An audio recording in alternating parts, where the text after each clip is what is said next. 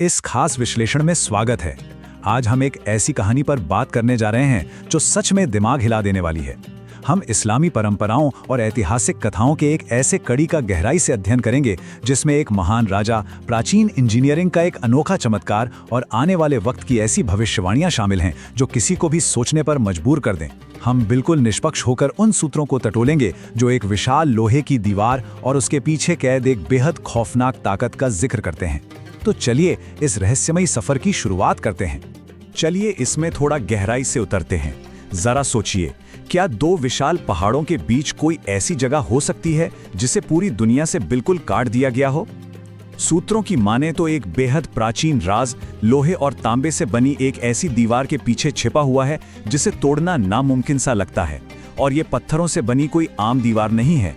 ये एक ऐसा अभेद्य पर्दा है जो एक भयंकर ताकत को दुनिया से रोके हुए है। इस दीवार के बनने का तरीका और इसके भविष्य को लेकर जो दावे किए गए हैं ना, वो वाकई में रोंगटे खड़े कर देने वाले हैं। पहला हिस्सा, प्राचीन दहशत और याजूज माजूज का खतरा। कहानियां बताती हैं कि जुल्करनैन, जो कि एक महान और न्यायप्रिय राजा थे, अपनी किसी लंबी यात्रा पर निकले हुए थे।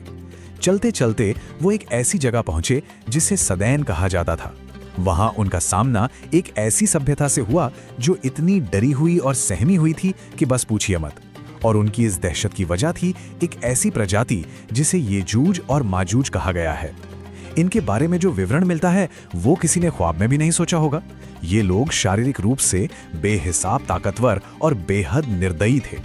इनकी भूख तो जैसे कभी मिटती ही नहीं थी। जो सामने आए, फसलें, जानवर, पेड़ पौधे सब कुछ चट कर जाते थे। आबादी का आलम यह था कि अगर पूरी इंसानियत के 10 हिस्से किए जाएं, तो उसमें से 9 हिस्से सिर्फ याजूज और माजूज के होंगे। इनकी अलग अलग प्रजातियों की शक्ल और बनावट के बारे में इतनी अजीब बातें कही गई हैं कि कुछ बहुत लंबे थे, कुछ एकदम छोटे और कुछ के कान तो इतने बड़े थे कि वो बिस्तर और चादर की तरह उन्हें ओढ़कर सोते थे। यही वो तबाही लाने वाली ताकत थी जिसने उस पूरे इलाके को आतंकित कर रखा था।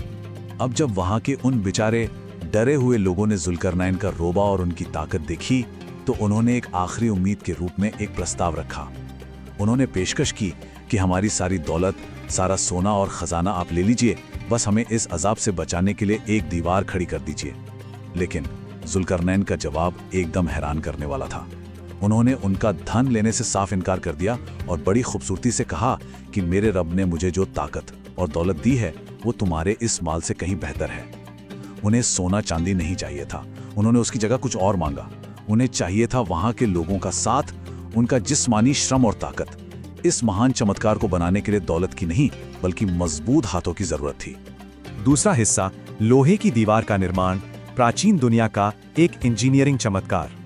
और यही बात इस प्राचीन मेटलर्जी यानी धातु शास्त्र की समझ को बेहतरीन ढंग से दर्शाती है। जुल्करनैन को अच्छे से पता था कि कोई आम ईंट पत्थर की दीवार इन दरिंदों को टिकने नहीं देगी। तो कंस्ट्रक्शन शुरू हुआ। सबसे पहले पहाड़ों से लोहे के विशाल और भारी भरकम टुकड़े लाए गए और उन्हें दो पहाड़ों के बीच बिल्कुल नीचे से लेकर चोटी तक चुन दिया गया। फिर बारी आई आग की। वहां ऐसी बड़ी बड़ी भट्टियां जलाई गई और उन्हें हवा दी गई कि पूरा का पूरा इलाका एक धधकते हुए तंदूर में बदल गया। वो विशाल लोहा धीरे धीरे गर्म होकर लाल अंगारे की तरह चमकने लगा और आखिर में सबसे अहम कदम उठाया गया। उस लाल दहकते हुए लोहे के ऊपर खौलता हुआ पिघला तांबा डाल दिया गया। पिघले हुए तांबे की छनछनाहट और उस बेहिसाब गर्मी के बारे में जरा सोचिए। इस तांबे ने लोहे के बीच की हर एक दरार, हर एक छेद को ऐसे बंद कर दिया जैसे वहां कुछ था ही नहीं। ये महज एक कंस्ट्रक्शन नहीं था, ये वहां के लोगों की मेहनत और एक बेमिसाल आर्किटेक्चर का ऐसा संगम था जिसने लोहे और तांबे का एक ऐसा अभेद्य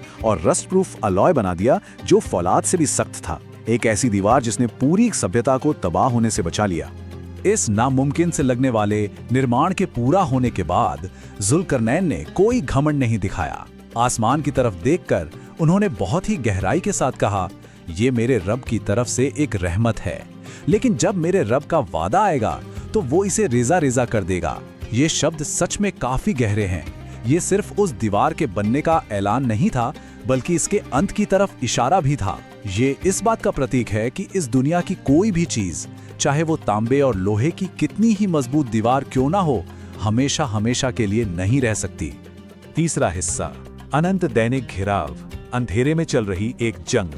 अब सबसे दिलचस्प बात यहाँ आती है, कहानी उस दीवार के बनने के बाद खत्म नहीं हुई। यजूज और माजूज का एक ऐसा चक्र शुरू होता है जो आज तक नहीं रुका।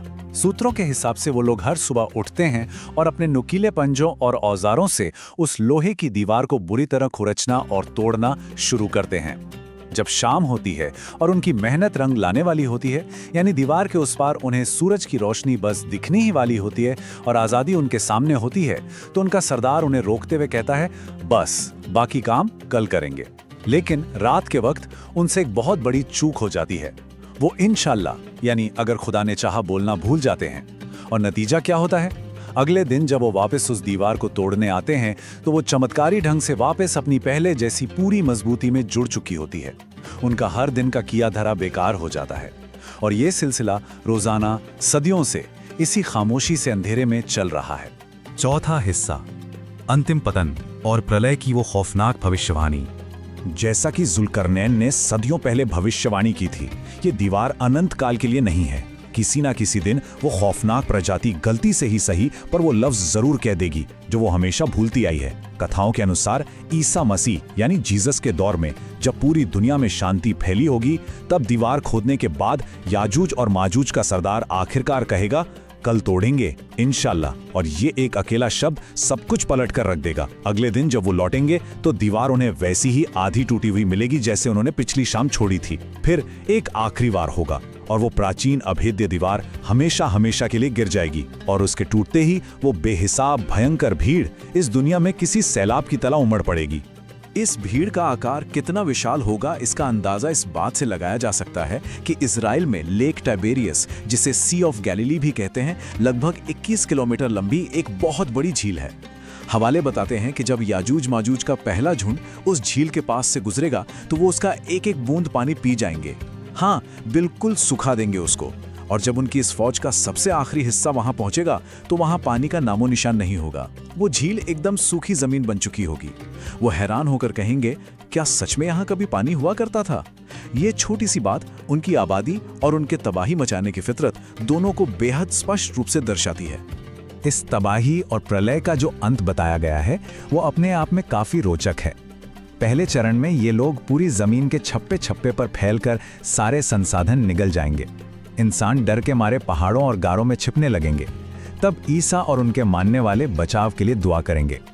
दूसरे चरण में जब जमीन पर पूरा कब्जा हो जाएगा तो याजूज माजूज घमंड में आसमान की तरफ तीर चलाएंगे और वो तीर एक चमत्कार के तहत खून से लथपथ वापस आएंगे, जिससे उन्हें लगेगा कि उन्होंने आसमान को भी जीत लिया है।